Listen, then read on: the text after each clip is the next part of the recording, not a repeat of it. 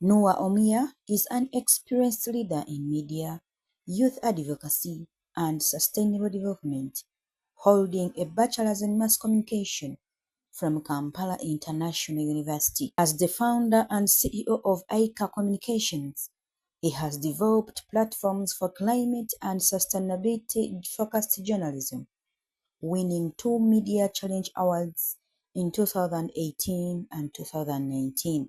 With extensive experience, including roles with the United Nations, UN Youth Coalition for SDGs, and the Office of the Prime Minister, SDG Secretariat, Uganda Youth Coalition for SDGs. Omuya is a media communications and advocacy consultant and former journalist, news anchor, and program producer at the Vision Group-based television, TV East, with significant expertise in multimedia communications, community empowerment, and youth leadership. He is also an alumnus of several prestigious fellowships, including the British Council Future News Worldwide Fellowship, London in 2020, Climate Tracker Africa Energy Reporting Fellowship 2020, Infonail Code for Africa Data Journalism Fellowship 2020, and the Media Challenge Fellowship 2019. Omuya is a dedicated advocate for servant and guardian leadership, committed to empowering youth to take charge of decision-making and policy formulation. He believes that every young person should have a voice in shaping their future, and that their insights are crucial for meaningful change. His vision is to cultivate a generation of leaders who are confident, capable, and ready to drive progress in their communities. We bring you Noauh Omouya at NSTV in an interview with Serena Naguji. Why did you come out to say, let me join politics? Haven't you had enough in journalism? You see, that's one of the narratives we have to change. Mm. My joining elective politics does not mean I have to stop doing what I've been doing. You've seen lawyers who are members of parliament. You find them still going to court to do their work. For me, I am a journalist, I am a writer, I am an author, I am a media innovator. As we speak, by the way, Uganda Communications Commission has granted me spectrum to start a radio station called Aicha FM. It will be in Soroti. Okay. So when I go into elective politics, it does not mean I have to cease being a journalist. Maybe because of objectivity, but they are guiding principles that will allow me, if I have to write about this, if it is about me, I can't write about it. I can give you to do it for me. But if it's about any issue affecting us, talk about climate change, talk about corruption, talk about what, why can't I speak?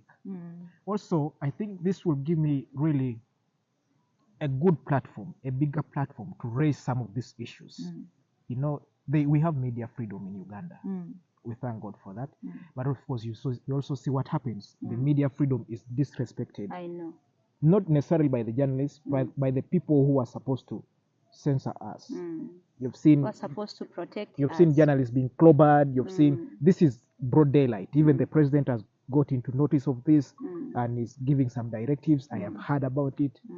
So my going into politics, I think, gives me another leverage to speak louder, to raise out most of the issues that are affecting the community at another level.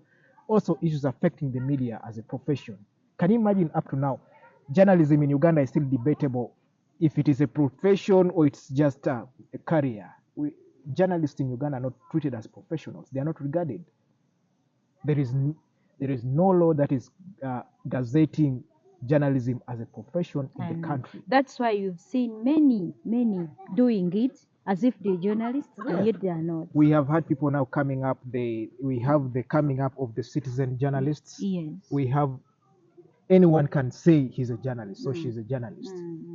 You know, and then you who has a degree in journalism, where do you go to certify your document to start practicing? We have the Uganda Journalist Association, UJA. It had, you know, there was that debate. We have Uganda Media Center, but where does Media Center accreditation goes to for journalists? You're only accredited to go and cover the president, parliament. Try to make us understand the politics of youth in Uganda. Is it function. About 75% of the population is under the age of 35. Exactly. They are youthful.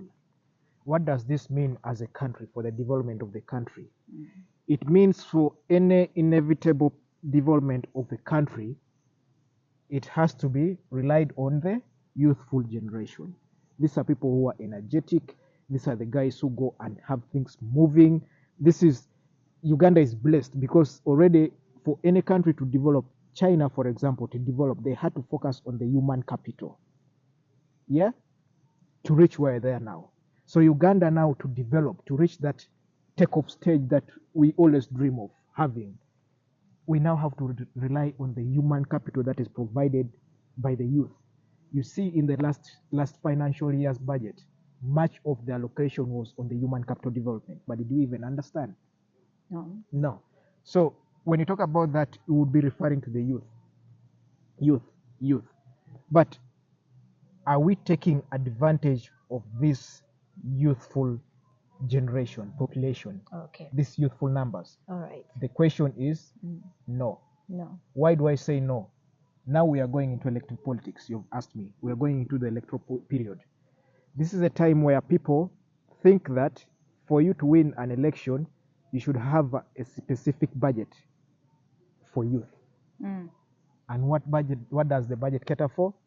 Buy for them marijuana, alcohol, make them crazy, have them cause chaos. Social media is now the way of the day. Buy them phones, buy them data, have them abuse someone, have them abuse your opponent. That's the way they keep youth. That's the best use of the young people now in this country. If you look at how many people come up and say, this is what we are doing to help enable the progress of this project in this area, it is less. Out of 10 people, you may be surprised not even 2 you meet. If you go to Jinja, or if you go to Mbale, or you go to Tororo, or you go to Katakwi, out of 10 you may find even not even 2 are saying this is the project we are working on. If not, maybe they are laying bricks. Okay, that's fine. If not, they are playing cards. You know that karata, you win, you get 500 shillings. So that is how the youth are taken off. They are taken advantage of. Okay. A few people are coming up and say, let's empower them. But I usually ask, what is wrong if you empower me as a young man? What is the essence of that? So the whole statement, the whole idea, the whole scenario around youth and politics in Uganda is very wanting. Okay. Yeah. So going back to Eastern Uganda, as we wind up, Yeah. what is happening in Eastern Uganda that has prompted you to come out and say, I must go for this seat To parliament. so that I can bring out what is missing? I think that personally, there are a lot of things I have tried to do before on advocacy, especially around climate change. Like you read my profile in 2021, I had a meeting with the president of Uganda with a team of other young people under the Uganda Youth Coalition for SDGs. When we met the president, some of the things that we raised to him was that we need to create a favorable space for business for a young person in Uganda. What does this mean? When you open up your startup company as a young person, before you even celebrate your first birthday, you may be lucky to make some money. You get 1 million, 2 million, 10 million, and URA is already knocking at your door. They want their 18%. You have not yet even cleared the debts, maybe the loans you had for acquiring even your office furniture and all that is wanting. You have pressure. You can't even think of starting a business in Uganda as a young person. But there is this mogul, this business person who comes in the country with billions of dollars, sets up a business there, and then what does government do? That's the person they hire and say, we are giving you Land. tax waiver, leave alone land. They can buy land. They give them tax holiday, 7 years. Me who starts a business, 1 million, 2 million shillings, they say we need your 18%. Rent is coming. And then you hear when you go to a training, you go to a workshop, a conference, these are the things the big people talk about. In Uganda, when you start a business, it is very rare for a business to celebrate 2 birthdays, even the first birthday. Are we rejoicing about that? So during that time, we asked the president, can we make the ground friendly for young people to start up? Maybe after some time, this can be one of the ways we can realize money for in the development of our economy. If a young man, one of the proposals was that if a young person starts a company or a business, can you give them a tax holiday of at least? You see how that works. After some time, we look at the future, Yes. and the president said that is fine. Unfortunately, 4 years down the road, 5 years down the road, that has not yet happened. Oh. It is why I am going back to, I want to go to So parliament that now at another level. At another maybe level. you can hear your voice Maybe. from there. No, maybe has even made a directive, but maybe we now need someone to follow up and say, can we have this ground clear for the young person? Wow. Leave alone that. I am one of the people after university, I have walked in the roads of Kampala, by the way, to look for a job. You know, you move and then your shoes begin looking east, south. Job search. East, south, you don't get a job. And then you go to a place of where you're supposed, maybe there's an advert and they ask you, who do you know? So these are people from Busoga, these are people from Bukedi, these are people from Teso, these are people from Sebei, from Bugisu, deep down there, who have papers, who have qualified, who have finished university, but they don't have anyone who knows them up there. I know. And even if there's someone who knows them up there, even that person has other people. Their friends from the other side, their friends have also called them. So where do you start from? As we talk now, the rate of unemployment in the region is so high. There's nothing that motivates development.